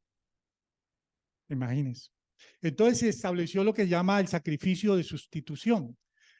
Como no van a morir, no quiero que se mueran, no quiero que los más amados míos se mueran por ese pecado, entonces tengo que encontrar a alguien que quiera morir por ellos. Y se instituyó el sacrificio que ustedes lo ven en el Antiguo Testamento. Entonces dijo, tráigame en un cordero, el más bonito, el más puro, para poder honrar la santidad de Dios, tráigalo al sacrificio, aquí lo matamos, derramamos su sangre, y entonces el sacerdote cogía la sangre del cordero y untaba la frente del hombre, del cabeza de familia, y untaba el altar y decía, que haya paz entre Dios y tu casa, que haya paz entre Dios y tu vida, y que tengas paz, porque la guerra entre Dios y tú termina hoy. El pecado que te condenaba a muerte queda cubierto por este animal. Y entonces por eso ustedes ven el cordero, por eso ven el altar, por eso llevaban, ellos tienen tanto afán de llevar un cordero de sacrificio para poder cubrir su pecado y evitar su muerte. ¿Correcto? Pero el problema que hay, amados, es que el cordero lo que puede hacer es cubrir el pecado, el cordero animal, pero no lo puede borrar. A Adán y Eva le puso una piel para cubrir su vergüenza, pero no le borró el pecado porque de todas formas quedó desterrado del jardín. ¿Sí o no? Lo que es, dice entonces, para poder yo cubrir lo que estos hombres y mujeres han hecho contra mí, necesito un cordero persona, un cordero igual al hombre o a la mujer que ha pecado. Y ese hombre tiene que ser de tal característica que es el único que puede ser cordero de sacrificio por los demás. Pero ¿cómo? Si todos hemos pecado, si todos somos pecadores, si te heredamos el pecado, ¿cómo iba alguien a sacrificarse por otro? Claro, uno puede decir, yo puedo morir por mis hijos, o yo puedo morir por mi esposa, por mi esposo, y yo puedo poner mi vida, pero a lo mucho por ella o por él. Pero por los demás, no.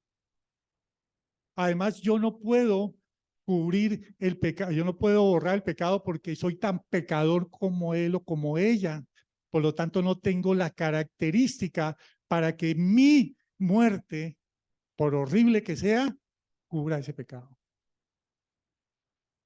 Entonces, lo único que encontró Dios fue mi hijo, yo mismo. Yo mismo. Yo mismo me voy a hacer hombre. Yo mismo voy a ir a nacer de una mujer.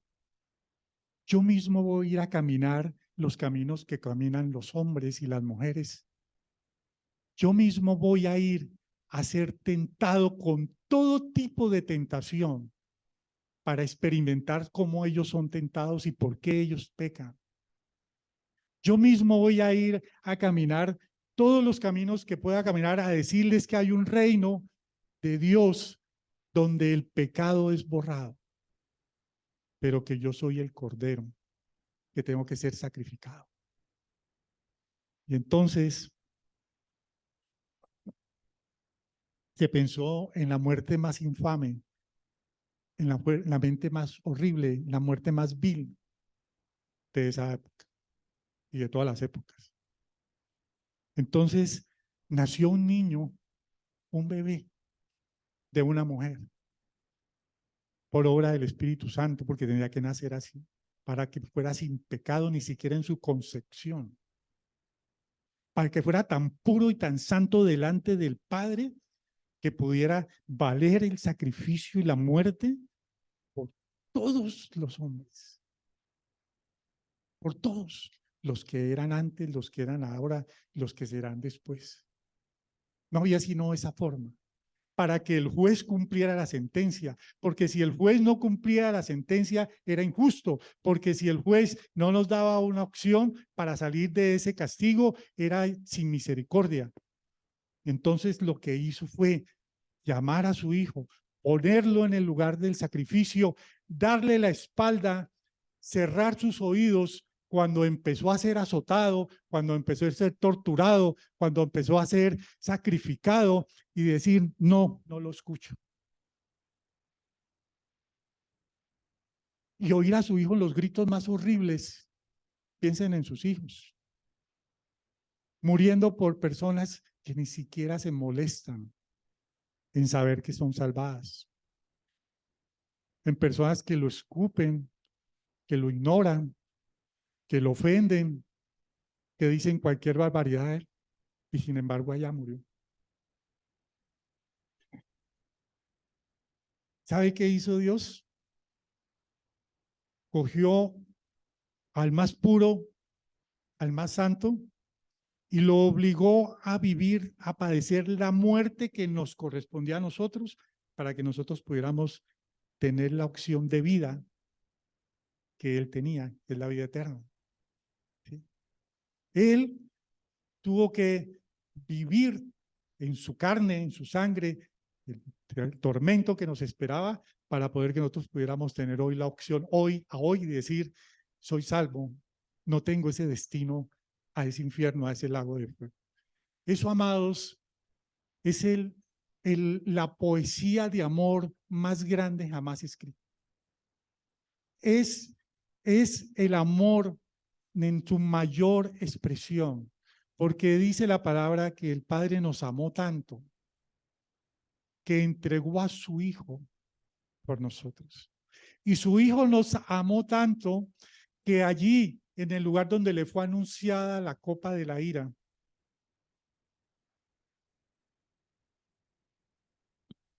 donde le fue anunciada la copa de la ira, él empezó a temblar.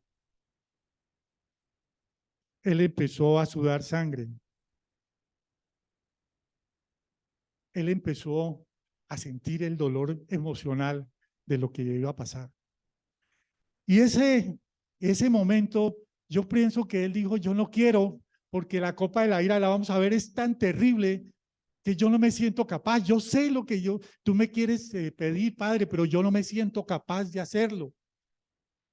Y él le dice, hazlo por ellos, para que tengan otra oportunidad, porque si no, no hay otra forma. Dijo, pero no sé quiénes son. Y entonces yo pienso que el Señor, el Padre, le dijo, piensa en Víctor. Piensa en él. Ese hombre va a nacer en algún momento, va a pecar y va a irse para el infierno, pero yo te lo presento, hazlo por él. Y empezó a entender y aceptar. Y entonces, cuando él aceptó, entonces él se hizo pecado. Él se hizo vil. Él se hizo despreciable. Él se hizo nada para poder que nosotros fuéramos los que tuviéramos esa oportunidad de un nuevo destino, una nueva posibilidad. Yo quiero que usted tiene en su mano un papelito que le dimos con su nombre. ¿Usted cree que su nombre puede estar aquí en esta cruz? Que cuando él estaba ya sufriendo lo que sabemos que él no pensó en cada uno de nosotros. Yo quiero que pasemos esta cruz y ustedes le peguen su nombre a esta cruz. ¿Me ayudas, por favor? Pensemos que Jesús sufrió todo lo posible que puede sufrir una persona. Lo abandonaron y lo traicionaron sus discípulos, sus amigos. Entonces, esta copa se fue vaciando un poquito. Ahí se fueron. sus amigos, los que lo habían acompañado durante tantos años, le dieron la espalda. Y después dice que lo llevaron delante de la iglesia de su tiempo, al templo. Y allá no solamente lo enjuiciaron y se burlaron de él, sino también que lo señalaron de ser falso profeta, de ser un falso Mesías. Dice que le pusieron una caperuza y lo chuzaban con un palo y le decían profetiza, burlándose de él. Y entonces la copa se fue vaciando un poco más. Y dice que además lo llevaron ante el poder político de los romanos, se lo entregaron a ellos. Y estos que no encontraron en él falta en la ley, sin embargo, para complacerlos a los que lo llevaron, lo torturaron, lo azotaron con un látigo que se llama un flagellum, que tenía bolas de hierro y huesos en la punta, para que al golpear en el látigo en la espalda pudiera arrancar piel, de tal manera que los tendones, los huesos, todos quedaran expuestos. Le pusieron a corona de espinas, con unas espinas larguísimas que penetraban allí, y después dicen que le golpeaban en la misma corona para que se enterrara más. Le hicieron todos los oprobios posibles y sin embargo no se sintieron capaces de matarlo. Se lavaron las manos y entonces llevaron a Jesús ante el pueblo, la gente a la que él había ido a predicarles que él era el Mesías. Y ese pueblo que lo vio sangrado, que lo vio prácticamente ya moribundo de todo el castigo que venía sufriendo, le dijeron, castíguelo más, se merece más. Y lo prefirieron a cambio de un asesino, de un delincuente. Y entonces la copa se vacía un poco más. Y finalmente lo llevaron ante el poder militar, los que tenían encargados de ejecutar la sentencia.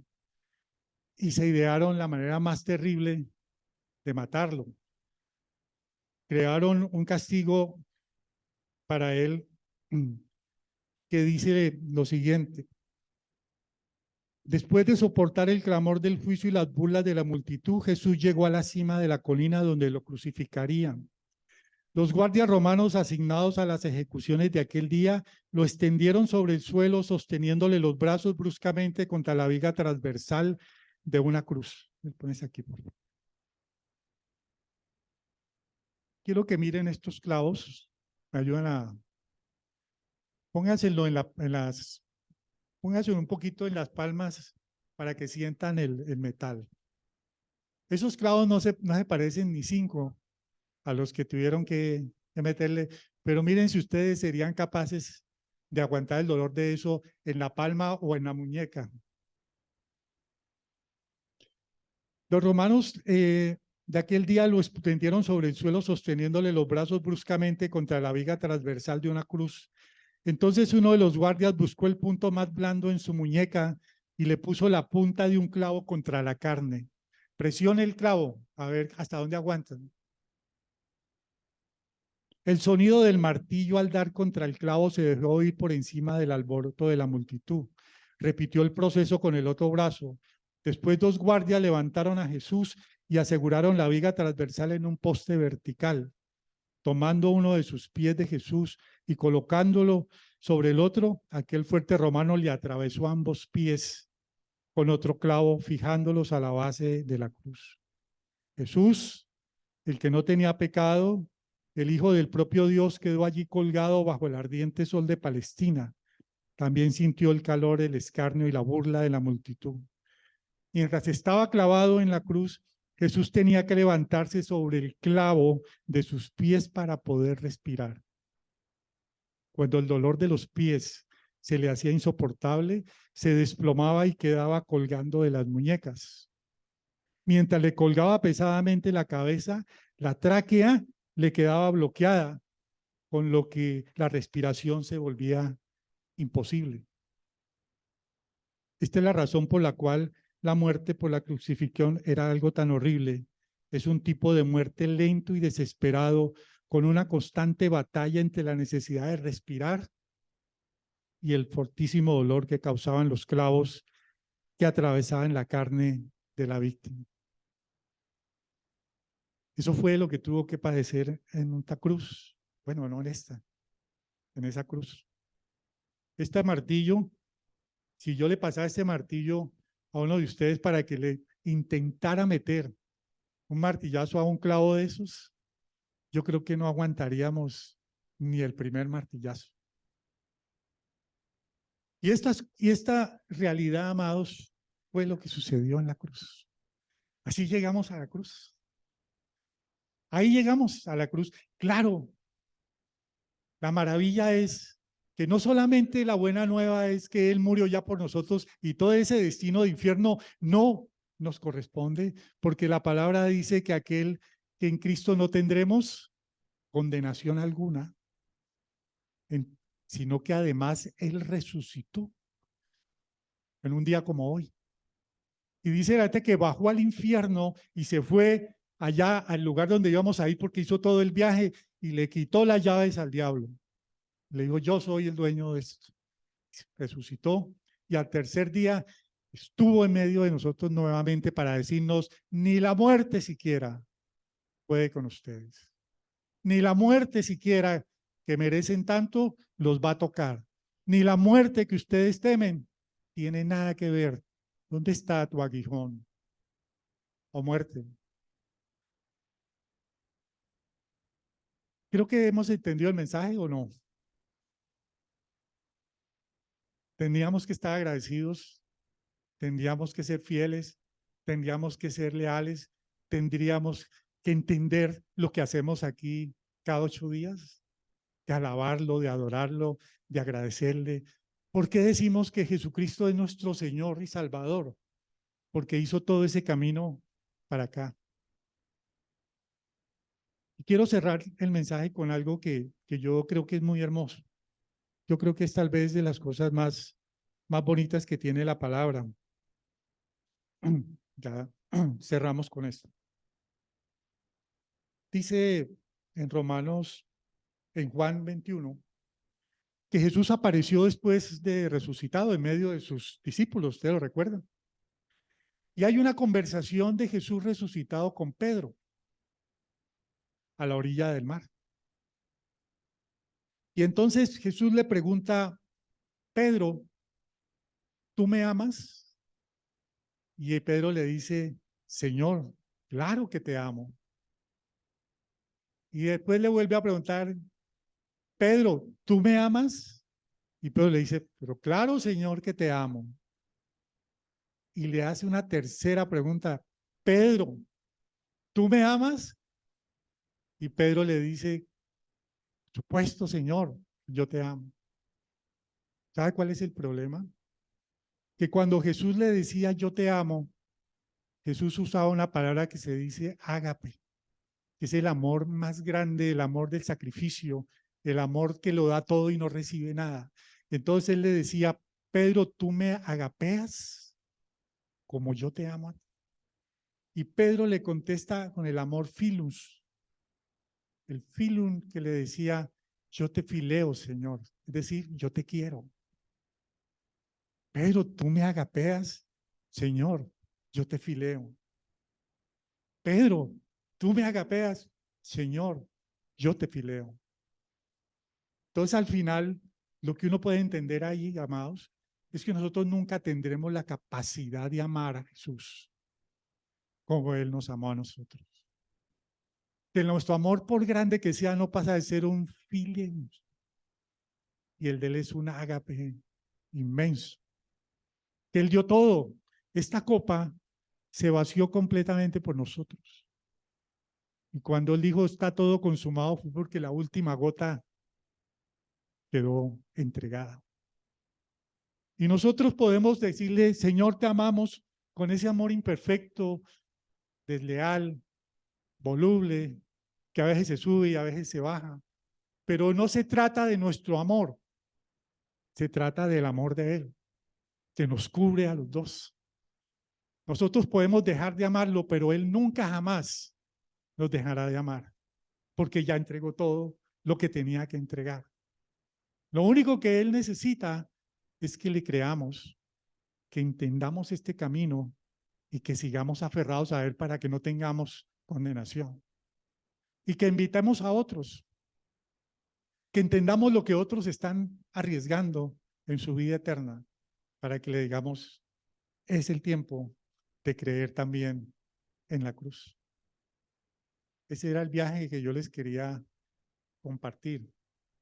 Yo sé que es un mensaje fuerte y difícil a veces de digerir, pero tiene un final feliz, un final hermoso, y tiene un final aún más grande, porque nosotros estamos destinados, si permanecemos fiel a Él, a estar con Él en el lugar donde no hay pecado, ni dolor, ni enfermedad, ni ira, donde estaremos con Él eternamente. Eso vale la pena 1000 veces, 1.000.000 de veces, que nosotros lo podamos vivir y empecemos acá. No tenemos otra oportunidad, amados. No tenemos sino esta vida, este tiempo de arrepentirnos, de entender esto, de ser fiel con Él, de buscarlo a Él. No tenemos más. Si morimos mañana o pasado mañana, en 1 año, en 10 años, en 50 años, no tendremos sino ese tiempo para haber llegado a esta misma situación. Señor, no quiero ese destino, quiero el que tú me das, el que tú me ofreces, el que tú compraste por mí. Amén.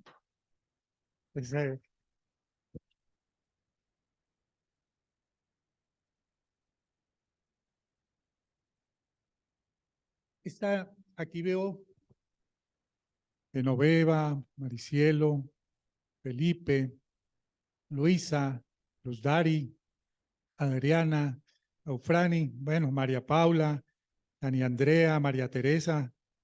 Todos estos están en la mente del Señor en su momento y están en el corazón de Él.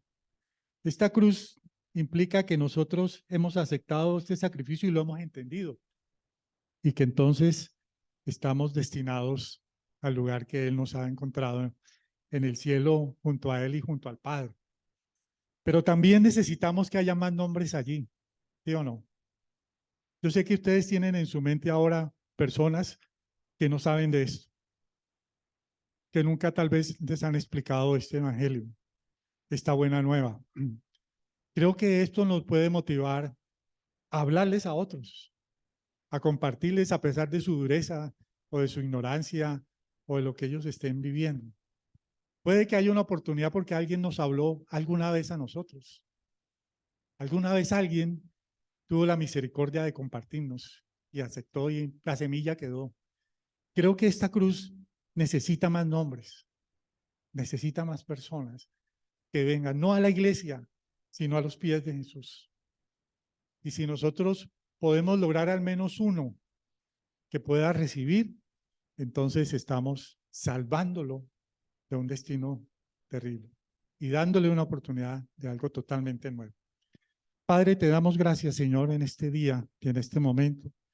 Gracias, Señor, por tu amor, por tu misericordia infinita, por las cosas que tú has hecho, por todas las cosas que has planificado para podernos salvar del destino que el pecado nos tenía programado, Señor. Hoy te pedimos que en nuestra mente, en nuestro corazón, este mensaje permanezca. Que esta que es la base de nuestra fe y de nuestra creencia en ti, Señor, sea multiplicado en nosotros y multiplicado en otros, Padre.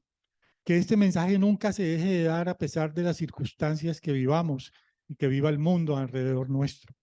Yo te pido, Señor, que tengas aún más misericordia, que nos des aún un poco más de tiempo para que haya más personas que entiendan lo que pasó en la cruz. Y te pedimos, Señor, que nos des la valentía, el coraje, la fuerza, el valor, la disposición, la inteligencia, la capacidad para transmitir este mensaje, para que otros entiendan y comprendan lo que tú viniste a hacer por todos en esta tierra. Te damos gracias, Señor, en el nombre de Cristo Jesús. Amén. Muchas gracias, mis amados. Dios los bendiga a todos, los guarde.